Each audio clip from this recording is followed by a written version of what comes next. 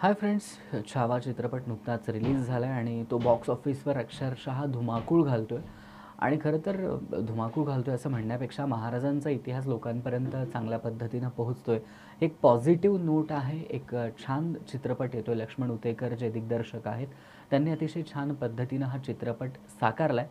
एक डिरेक्टर म्हणून एखाद्या महाराजांची गोष्ट, एखाद्या राजाची गोष्ट इतक्या लार्जर स्केलला मांडणं ही फार मोठी गोष्ट आहे. आणि मुळात धर्मवीर छत्रपती संभाजी महाराज यांचा इतिहास जो खूप कमी लोकांना माहिती आहे. म्हणजे महाराजांनी किती लढाया केल्या, 60 किलोची तलवार ते चालवायचे, ह्या सगळ्या गोष्टी आपल्याला माहिती आहेत, ऐकून वाचून माहिती आहेत. पण एखाद्या मोठ्या पडद्यावरती महाराजांचं शौर्य बघणं किंवा जे काही औरंगजेबासोबतचं त्यांचं जे काही घडलं त्या गोष्टी बघणं फार इम्पॉर्टंट आहे. मला वाटतं की ही फिल्म आपण सगळ्यांनी जवळच्या थिएटरमध्ये जाऊन बघायला पाहिजे.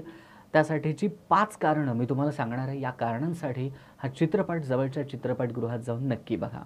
पहिलं कारण म्हणजे धर्मवीर छत्रपती संभाजी महाराजांचा जो इतिहास आहे किंवा जे काही घडलं किंवा त्यांच्याबद्दल जे काही अपप्रचार आधी झाला होता किंवा ती रियालिटी काय नेमकी आहे ते ह्या चित्रपटात दाखवण्याचा प्रयत्न करण्यात आला आहे. त्याचबरोबर या चित्रपटामध्ये त्यांच्यावरती कशा पद्धतीनं अत्याचार झाले, कशी फितुरी झाली, त्यांना कसं पकडून आपल्याच लोकांनी दिलं, या सगळ्या गोष्टी या ठिकाणी दाखवण्याचा प्रयत्न त्या चित्रपटातनं करण्यात आला आहे.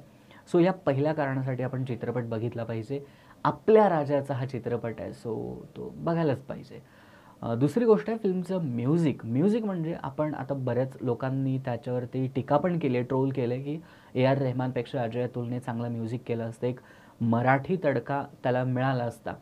बट ह्या सगळ्या गोष्टी जरी आपल्याला वाटत असल्या तरी दुसरी गोष्ट अशी आहे की याच्या आधी ए आर रेहमान यांनी हिस्टॉरिकल फिल्म्सना, जोधा अकबरसारख्या चित्रपटाला त्यांनी म्युझिक दिलं आहे आणि त्याचबरोबर ते ऑस्कर विनर आहेत म्युझिकमधले. सो त्यांनी दिलेलं जे म्युझिक आहे ते ओव्हरऑल चांगलंच आहे.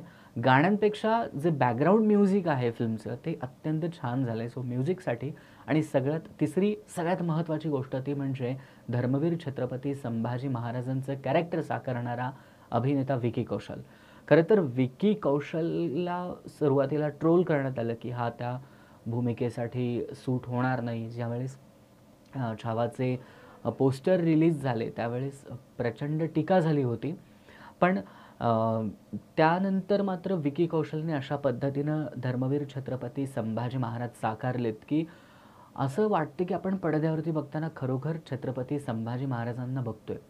फक्त लुक वाईज आपण कुणालाही त्या म्हणजे धर्मवीर छत्रपती संभाजी महाराजांबरोबर विकी कौशलला आपण लुक वाईज फक्त कंपेअर केलं आणि तो सूट होणार नाही किंवा तो त्या कॅरेक्टरला सूट होणारच नाही असं आपल्याला वाटायला लागलं. पण नंतर अशी गोष्ट झाली, जेव्हा पडद्यावरती आपण बघतो तेव्हा एक सेकंड असं वाटतं की आपण छत्रपती संभाजी महाराजांनाच बघतोय समोर. इतक्या छान पद्धतीने त्यांनी ते कॅरेक्टर साकारले.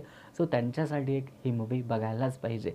चौथं कारण आहे ते म्हणजे छत्रपती संभाजी महाराज आणि त्यांची युद्धनीती असेल किंवा त्यांचं जे इतरांबरोबरचं जे कनेक्शन असेल, म्हणजे त्यांची पत्नी किंवा त्यांचा मुलगा किंवा त्यांचे मित्र या सगळ्यांच्या बरोबर किंवा आपल्या प्रजेबरोबर प्रजेला ते मोटिवेट कसे करतात किंवा पॉझिटिव्ह वेनं ते कसे वावरतात, ह्या सगळ्या गोष्टी बघण्यासाठी आपल्याला हा चित्रपट बघणं फार महत्त्वाचं आहे.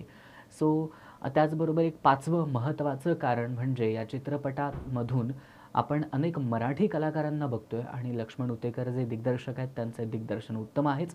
पण मराठी कलाकारांनी सुद्धा संतोष जुवेकर असेल किंवा अनेक कलाकार आहेत तर त्यांनी सुद्धा उत्तम अभिनय केला आहे. ज्या पात्राला ते कॅरेक्टर देण्यात आले त्यांनी अतिशय छान पद्धतीने ते कॅरेक्टर मांडलेलं आहे. ते कॅरेक्टर अतिशय छान पद्धतीने मांडलं आहे. सो त्यासाठी आपल्या मराठी कलाकारांसाठी म्हणू किंवा आपल्या राजासाठी म्हणू आपण हा चित्रपट जवळच्या सिनेमागृहात जाऊन बघायलाच पाहिजे. सो ही 5 महत्त्वाची कारणं आहेत की ज्यासाठी आपण छावा हा चित्रपट बघायलाच हवा. छत्रपती शिवरायांचा छावा कसा असतो ते यातनं बघायला मिळतंय. धन्यवाद.